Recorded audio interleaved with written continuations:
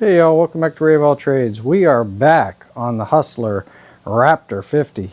This time it's a complaint of a no start, and this one's kind of interesting.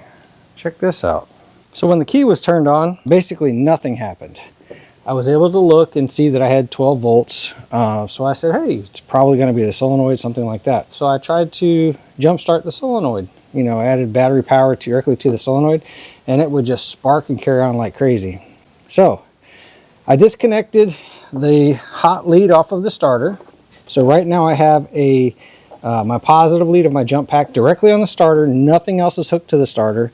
It's just the starter itself. So if I touch this to ground, that starter should spin. Okay? Watch what's happening. That starter it has a direct short.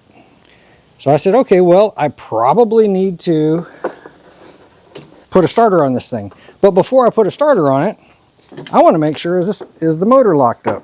So we've done several videos like this before where I've showed you that's how you test a starter. You can put a ground on the starter and you can just touch directly to here and it'll engage the starter on this style because there's an external solenoid. So this right here should make that starter jump up and engage. We'll discuss that here in just a little bit, but I've already pulled this off once before, so I'm just trying to get you guys caught up to speed.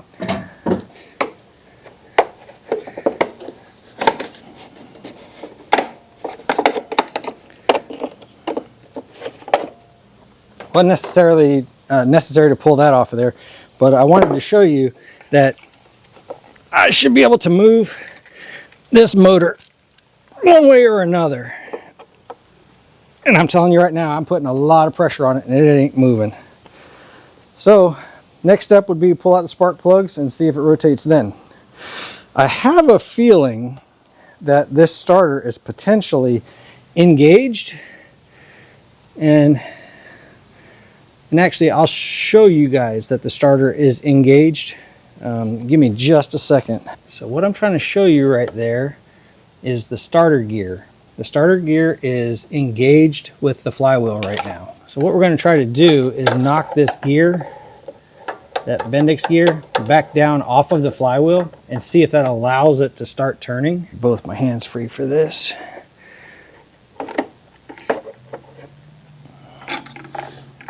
This isn't going to be a fix for this. All I want to verify is that the motor is not locked up.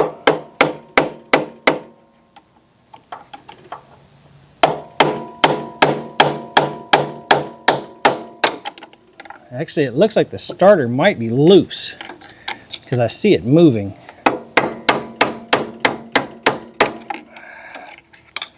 There we go. Well, I'm still dragging on the starter, but the motor is now turning. I say I'm still dragging on the starter because I can see that Bendix gear turning. All right, so now I have the starter gear disconnected from the flywheel, which it should have done on its own, but look at there. That's what I should have been able to see. I mean, it's going to be hard because I've got compression, right? But you can see I can move it some. So we know that we've got a starter that malfunctioned. Let's get this cover off of here, get the starter off, and take a look and see what's going on. We're not out of the woods yet, right? I wouldn't just assume a starter right off the bat, because the starter, remember I said it was moving some? That starter is bolted into an aluminum housing, and it's possible that the block itself might be to the point where we can't repair it.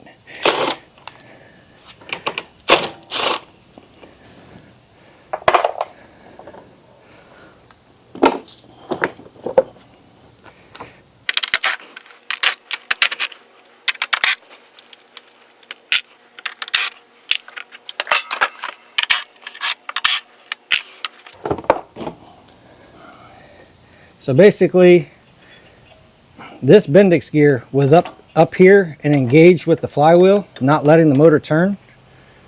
It bolts into the housing or into the block right here. And I am not seeing anything broken, and the starter is not moving easily now. So I'm now more convinced that motor is probably good.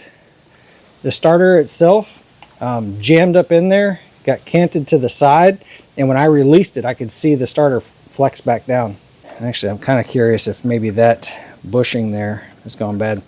But if the starter is the original starter, or replaced or whatever, I want to make sure that this gear pattern matches up with this gear pattern, because if it's off and it gets bound up on there, that would also do it.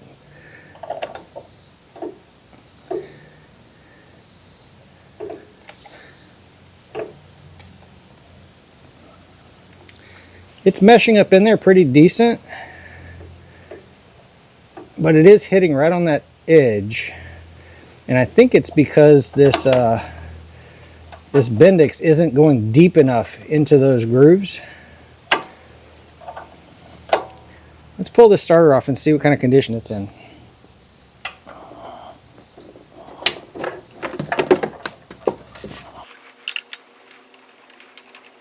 Always disconnect your battery before you start messing with these.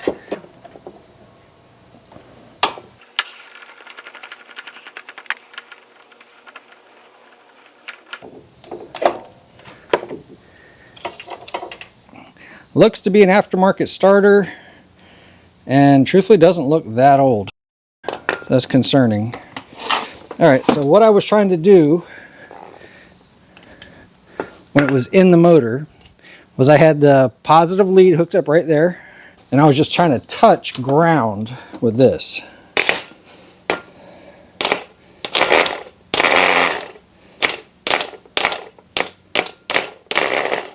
You guys see this wobbling back and forth? This starter gear is bent. Let's see if I can show you. I don't know, it's kind of tough to tell. Anyway, it's bent significantly. So that armature is bent, and that would do it. We know this is bent, and that's what was causing it to lock up. I also know that when I turned the key to the start position, I did not receive voltage down here, so I also know that I'm tracing a ignition problem, but we do got to get the starter replaced first. Let's see what we can find on this. Okay, I found a couple of tester starters. I would not trust these to go out the door, but let's see if this allows the motor to turn over.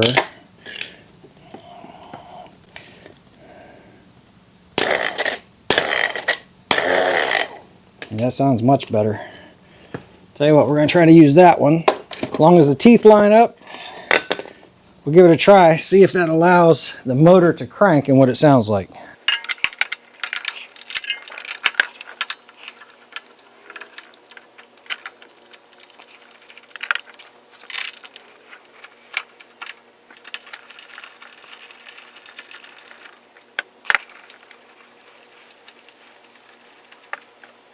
What does... Oh yeah, look at that mesh up right there. That is so much better, so much tighter.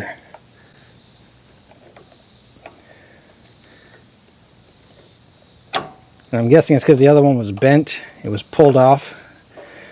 Let's try what I was originally going to try, which is literally to crank the motor over. Keep the ground disconnected while I hook up this.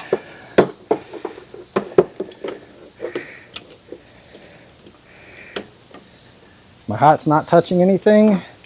This should make the motor spin.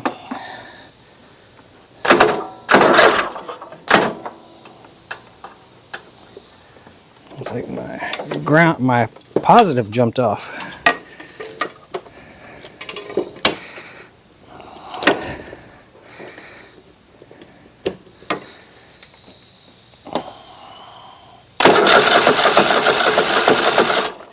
Yep. Motor sounded good. Starter works. Motor cranks over. We're going to buy a starter for this thing. Now let's find out why the key signal is not giving us power. Let's hook up our starter wire again.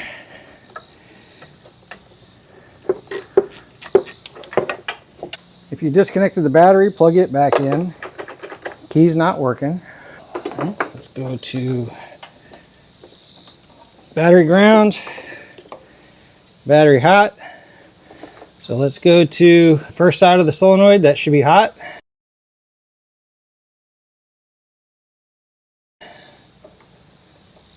Okay, now if I go to the other side of the solenoid, when I turn the key, that should go hot. It's not. All right, let's go to this side of the solenoid. This is a signal to the solenoid. I'm getting a signal to energize the solenoid, and the solenoid's not energizing, which means that this wire here that goes all the way back to the starter means I don't have power back there either. Anyway, so we know that we have a bad solenoid as well, including a battery that needs some service too, but just doing quick stuff here. Now, something else I can do to prove that the solenoid is bad is I can hook up to the ground side of the battery, and if I touch the signal side of the solenoid, basically the wire that goes back to the starter, if I touch that and this motor starts to spin, we know the solenoid is bad.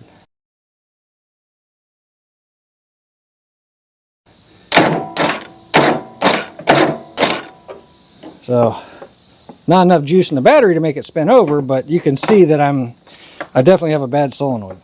Let me get the solenoid swapped out, get the battery cleaned up and get it on charge, get a starter ordered for this thing.